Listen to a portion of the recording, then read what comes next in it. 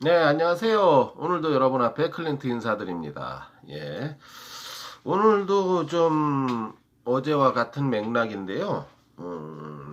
지난번 방송과 같은 어떤 그 대북관에 대한 또한 그 현재 지금 대한민국 사회에서 벌어지고 있는 그 사회 현상, 이거를 한번 총체적으로 한번 짚어볼까 해요. 우선 그 대북 제재 문제인데요. 이 대북 제재에 있어서 지금 유엔과 미국이, 그러니까 유엔이라는 건 전 세계를 말하는 걸 테고, 미국이라는 건 세계 패권 국가로서의 어떤 그 주도권을 가진 나라죠. 그런데 대북 제재는 이제 세계 결의 사항이니까 대한민국부터가, 사실 대한민국이 가장 앞장서서 지켜야 되지요. 그건 상식적인 얘기 아닙니까? 그러나 가장 대한민국이 앞장서서 어기고 있지요. 그리고 그 뭐 가령 석탄 밀수 사건 같은 거 말이죠. 또 몰래 뭐 석유를 북한에 주다가 또 이렇게 망신을 당하고, 그리고 또 한 가지는 그렇게 그 지금 이번 이 정권이 우파들을 전부 싸잡아 친일파라고 비난을 하면서 자기들은 그렇게 친중이 되고 있지 않습니까? 사실 이 중국이 대북 제재의 가장 큰 걸림돌이에요. 이게 무슨 말이냐면은 어, 여러분, 핵무기보다 더 무서운 게 지금 현재 뭐겠습니까? 북한의 입장에서요. 석유예요. 이게 무슨 뜬금없는 소리냐 하겠지만, 이 석유가 얼마나 강한 힘을 가지고 있느냐면은 중국에서 석유화를 통해서 북한으로 석유를 보내주고 있지 않습니까? 그러면 이제 이게 또 유엔 제재에 의해서 정해져 있어요. 어느 정도 최소한의 그들의 삶을 보장하는 양만 보내라고. 근데 이걸 어기고 더 보내고 있잖아요, 북한으로. 그러니까 또 어떤 뉴스를 보면 북한의 석유값이 이렇게 흔들리지 않고 안정되고 있다. 평양의 석유값이. 그것은 뭘 말하냐면 중국이 제재 위반을 하고 있다는 얘기죠. 그게 이제 아주 반증되는 거 아니겠습니까? 중국을 통하지 않고 물론 뭐 해상에서 조금씩 뭐 밀무역을 한다지만은 그건 뭐 빙산의 일각이고, 중국이 어기는 거죠. 이 중국이 큰 문제예요. 자기들이 친중인 거에 대해서는 비판이 없죠. 어차피 공산당을 뭐 섬기는 거니까 그렇다고도 하는데, 여러분 이렇게 생각을 해보세요. 중국이 북한으로 가는 송유관을 딱 한 달만 닫아버린다면 어떻게 되겠습니까? 김정은이 마차 타고 다녀야 돼요. 대한민국은 석유가 오늘자를 지금 이 순간을 시점으로 스타트해서 석유가 한 방울도 외국에서 들어오지 않는다고 해도 버틸 수 있는 양의 석유를 가지고 있어요. 6개월이나 1년치. 북한은 어떨까요? 당연히 말도 안 되는 소리죠. 당장 쓸 것도 없는데 뭘 비축을 하고 있겠습니까? 중국에 의해서 이제 석유를 공급받는 거지요. 그러니까 문제는 북한에 대한 제재만이 아니고, 북한한테 국제법을 어겨가면서 석유를 보내주고 있는 이 중국에 대한 제재도 무역 제재 같은 거 말이죠. 따끔하게 보여줘야 되는 시점이 아닌가. 그리고 어찌 보면은 북한이 문제가 아니고 중국이 더 문제예요. 이 중국에 대한 그 제재안을 유엔과 국제사회가 모두 힘을 합쳐서, 미국을 포함해서요. 물론 대한민국도 동참해야 되는데 이게 항상 걸리는 건 문빨이에요, 이 새끼가. 그렇게 하면은 북한의 핵무기는 무용지물이 돼요. 무슨 얘기냐면은 뭐 고정식 발사대를 피해서 발사하기 위해서 이동식 발사대를 이용한다라고 해서 이제 겁을 주는데, 이동식 발사대를 옮기기 위해서는 뭐가 필요합니까? 트럭이 필요하겠죠? 트럭은 뭘로 움직이죠? 석유로 움직이잖아요. 근데 석유가 없으면 이동식 발사대를 뭐 소구루마로 끌고 갑니까? 실제로 대포를 소구루마로 끌고 가는 모습을 우리가 위성사진을 통해서 보지 않았습니까? 기름이 없으니까. 보통 대포라는 거를 군용 트럭 뒤에 매달고 가잖아요. 어느 나라든지. 소달구지로. 그럼 얘들이 이동식 발사돼도 서로 움직여야 돼요. 소달구지 뒤에. 그리고 김정은이가 마차를 타야 돼요. 기름이 없는데 벤츠라고 해서 굴러가겠습니까? 또 한 가지 방법은 김정은이가 벤츠를 그렇게 좋아한다는데 한 가지 방법이 있긴 하죠. 말이 벤츠를 끌고 가면 되죠. 뭐 그래도 벤츠를 타는 거라면은 모르겠습니다. 그게 벤츠를 타는 건지. 그건 이제 참 재밌는 상황이 아니겠어요? 딱 한 달만 손유관을 닫아버리면 생기는 현상이라는 말입니다. 그런데 중국이 국제사회 말을 안 듣지요. 그래서 이제는 대북 제재만이 문제가 아니고 중국에 대한 제재도 병행되어야 되는 게 지금의 시점이 아닌가라는 생각을 하고요. 중국이 국제사회의 제재를 당해서 북한에 대한 그 석유 송유관을 한 달만 닫아준다면 우리가 김정은이가 말 타고 다니는 모습을 평양에서 볼 수 있는 아주 재밌는 현상이 벌어질 텐데, 제 희망사항입니다. 그러면서도 그렇게 주체와 뭘 따질는지 말 타고 다니면서도. 그 다음에 이번에 그 북한이란 나라가 얼마나 우스꽝스러운 나라인지를 베트남 하노이 회담에서 김정은이가 전 세계를 사기치려고 나왔다가 그놈의 새끼가 비핵화 의지가 없다는 것만 백일하에 만천하에 드러나지 않았습니까? 이번 회담을 통해서. 그런데도 대한민국 더불어공산당 정부 여당 그리고 일부 그 TV에 나오는 좌파 패널들은 아직도 김정은의 그 비핵화 의지를 믿는다는 등 TV에서 그 개소리를 하고 있지 않습니까? 그런데 이 북한 정권이 얼마나 개소리인지를 또 나타나는 현상이 오늘 벌어지지 않았습니까? 개성에 있는 남북연락사무소를 상호연락사무소를 그냥 상부의 명령이라는 이유만으로 그냥 그 어떤 적절한 설명도 없이 철수해버리지 않았습니까? 이게 무슨 판문점 회담에서 이루어진 결과라는데 남북연락사무소 개소한 게 여기에다가도 또 미친놈 문빨 새끼가 또 100억을 썼다 그래요. 이거 뭘 얼마나 거창하게 지었길래 그것도 있는 빌딩에 수리만 하는데 100억이 들어갔다 그래요. 하여간 이 새끼는 국민 세금 알기를 착공을 하지도 못할 철도 착공식에 7억을 쓰질 않나. 남북연락사무소 그 건물 개보수에 100억을 쓰지 않나. 미친 새끼죠. 한마디로 민판인데. 판문점 회담에서 남북 정상 간의 합의하에 만들어진 거를 이게 파기한 행위지요. 일방적으로. 그런데 또 대한민국 통일부 차관은 또 이걸 또 북한 편을 들기 위해서 파기 행위까지는 아니다 라고 또 북한을 지금 이 상황에서 두둔하고 있는 걸 또 여러분들이 뉴스에서 보셨으리라고 믿습니다. 그러니까 지금 이런 걸 볼 때 얘들은 약속이 의미가 없는 애들이에요. 그러니까 약속을 지키는 거를 갖다가 이렇게 좀 우리가 목숨처럼 지킨다고까지 표현할 필요는 없겠습니다만, 그래도 좀 어느 정도 불과 6개월 만에 이런 게 어떻게 정상 국가의 모습이라는 겁니까? 똥돼지 새끼가 66시간 기차 타고 하노이에 간 걸 정상 국가의 모습을 보여주는 행동이라고 했는데, 그 새끼가 66시간을 타든 66일을 타든 기차를, 그게 무슨 정상국가의 모습이라는 겁니까?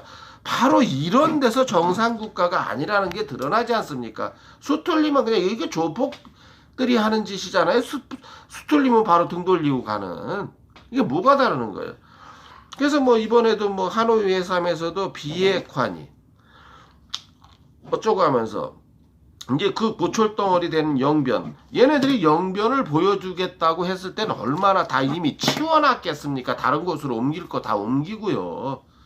그거 고철덩어리 영변시설 하나 보여주고 뭐 종전은 해서 뭐합니까? 지금 보시잖아요. 남북연락사무소 그냥 뭐 6개월 만에 철수해버리는 거. 종전? 내일 아침에 서로 소총 한 발 쏘면 깨지는 게 종전협정이에요. 이거 말 같지도 않은 거.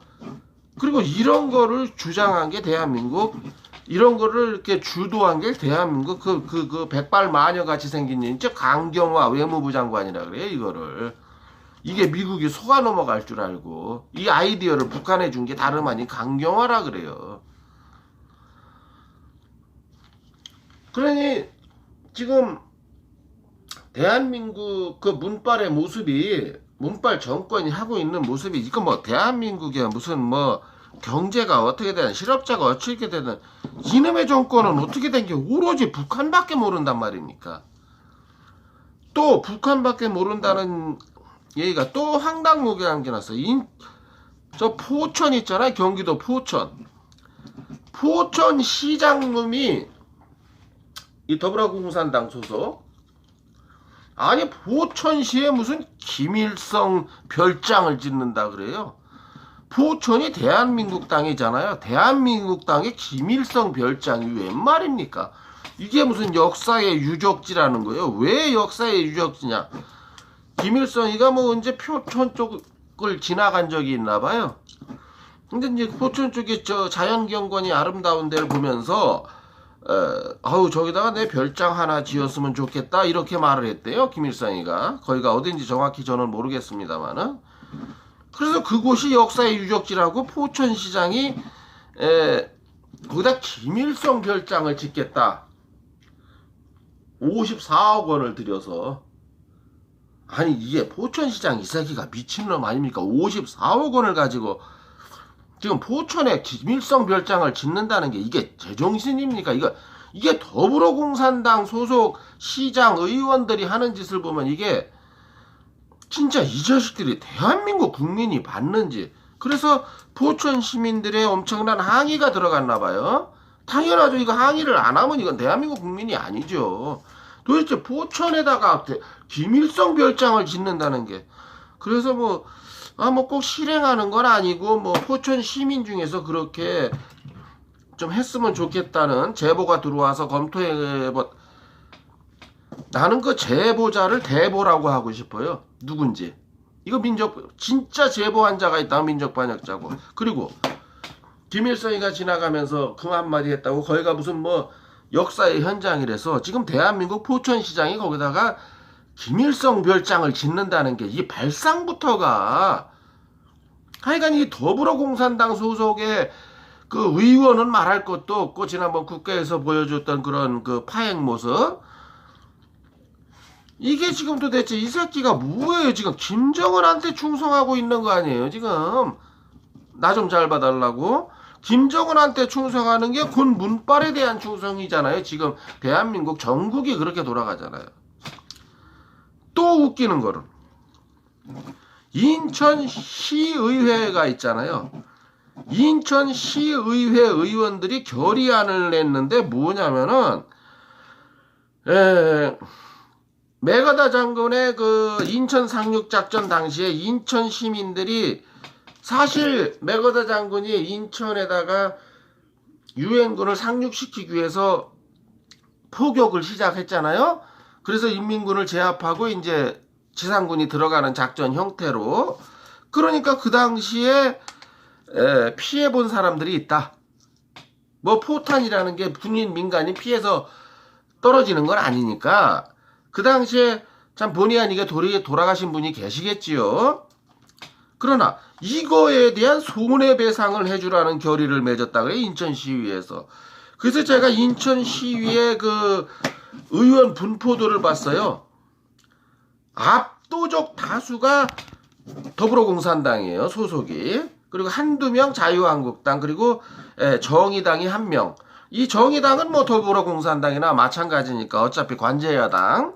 그러니까 한 두세 명의 자한당 빼고는, 아니 인천 상륙 작전이 없었으면은 우리나라가 그나마 반쪽 대한민국이라 또 어떻게 지금 존재합니까? 전부 먹혀버렸죠.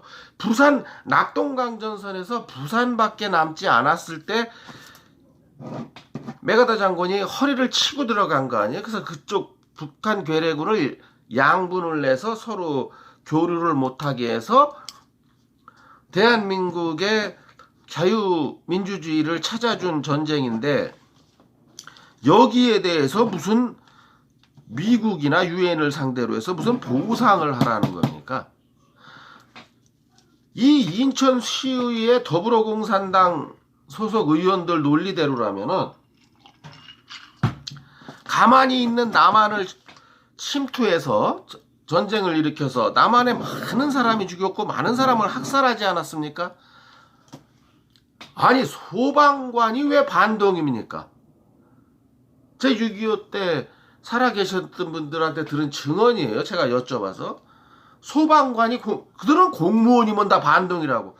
소방관은 불 나면 불 끄는 사람들이에요. 그걸 반동이라고 그 당시 국민학교가 소학교라 그랬다고요. 그 당시에. 사람들 모아놓고 죽창살로 찔러 죽이고 피가 가슴에서 팍 빠져나오게. 학교 교장이라는 이유로 반동이라고 해서, 학교 교장이 왜 반동입니까? 애들 가르치는 사람이. 이런 말도 안 되는. 그리고 수없이 죽어간 양민들은 수백만이고요. 그러면 이런 행위를 한 북한에 대한 손해배상 청구는 왜 안 한단 말입니까? 이 더불어공산당에서. 그렇지 않습니까, 여러분? 대한민국을 살리기 위해서 인천 상륙작전을 감행했던 그 유엔군들한테, 아니, 손해배상을 요구한다는 게 이게 제정신입니까? 인천 지역에 살고 계신 여러분들 생각을 해보세요. 이게 인천시의회가 요구할 사항인지. 여러분들이 지금 자유대한민국에서 숨쉬고 살고 있는 게 바로 그 인천 상륙작전이 성공했기 때문이에요. 그렇게 생각이 없으십니까, 여러분? 그런 더불어공산당 소속 시의원들을 뽑은 게 바로 잘나신 인천시민 당신들이고요. 좀 반성을 좀 해보는 계기가 됐으면 좋겠습니다. 예? 한 번쯤 가슴에 손을 얹고 생각해 보세요. 아, 내가 이렇게 심각한 오류를 범했구나. 지방선거에서.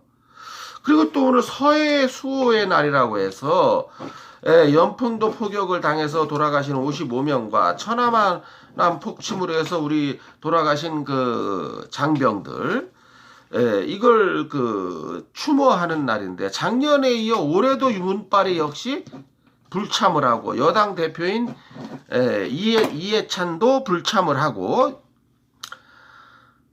뭐 이낙연 총리 하나 온 것 같더라고요. 그 전라도 깽깽이 총리 와가지고 이제 괜히 준비해온 원고나 하나 읽고 가고.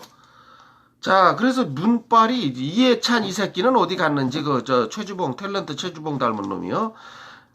물론 최주봉 씨 욕하는 게 아니니까 오해만. 이 새끼는 빼더라도 문빨 이 새끼는 작년 올해 이어서, 왜냐면 이 새끼가 여길 나타나지 못하는 이유가 북한 김정은이 보고 있으니까 못 나타나는 거예요. 이게 이렇게 한심한 대통령이 이 새끼가. 그리고 무슨 대구에 로봇 산업 육성하는 어떤 과학단지를 갖다 그래요. 물론 그런 데 가서 격려해 주는 것도 대통령으로서 할 일이겠지만은, 오늘 같은 날은 유가족을 위로하고 또 군의 사기를 진작시키는 데 있어서, 대통령이 국군 통수권자이기도 하잖아요. 이런 데를 참석하는 게 마땅하지. 김정은의 똥돼지 김정은 삼겹살의 눈치를 보느라고 로봇 산업 육성하는 곳을 갔다. 이런 곳이야말로 나중에 가도 되고, 설사 안 가도 대한민국의 과학은 잘 발전하고 있습니다. 똑똑한 과학자들을 통해서요. 그러니까 이렇게 북한 모습, 북한의 눈치를 보는 게 대한민국 좌파 빨갱이들이 뽑은 문빨이란 말이에요. 그러니 서해 수호의 날이라는 이런 우리 숭고한 날에도 똥돼지 삼겹살 김정은의 눈치를 보고 대구로 도망가 버리는, 무슨 로봇 산업의 육성, 지가 언제부터 그렇게 로봇 산업에 대해서 관심이 있었는지 모르겠네요. 이거 북한 눈치 보기의 일환이지요. 이해찬이 새끼도 그렇고, 예. 뭐 또 해병대 마리온 헬기 추락 사고 때 이거 대통령이 마땅히 가야 될 일 아닙니까? 청와대 비서관이나 보내고 말고. 이거 진짜 인간 쓰레기 기생충 같은 놈이에요. 문빨은. 그러니까 대한민국을 갉아먹고 있는 기생충이란 말이죠. 대한민국의 대통령이 아니고. 정말 작금의 현실을 제 나름대로 한번 정리해 봤는데요. 자, 이번 보궐선거에서도 바로 보궐선거 지역에 살고 계시는 주민 여러분들께서는 반드시 이것에 대한 심판을 해야 할 것이며, 이것이 바로 자한당 후보가 당선돼야 되는 이유이기도 한 것입니다. 예. 그리고 이런 기생충 같은 정권을 두 번 다시는 대한민국 땅에 세우지 않게끔 해야 되는 게 우리의 책무가 아닌가 생각해서 오늘 영상을 한번 올려봅니다. 예. 들어주시고 보아주셔서 감사하고요. 예. 또 제 의견에 동감하셨다면 좋아요와 구독 버튼 꾹꾹 꽉꽉 눌러주시기를 간절히 부탁드리면서 오늘 영상을 마치겠습니다. 예, 다음번 영상에서 또 찾아뵐 것을 약속드리면서 오늘 이만 인사드리겠습니다. 안녕히 계세요. 감사합니다.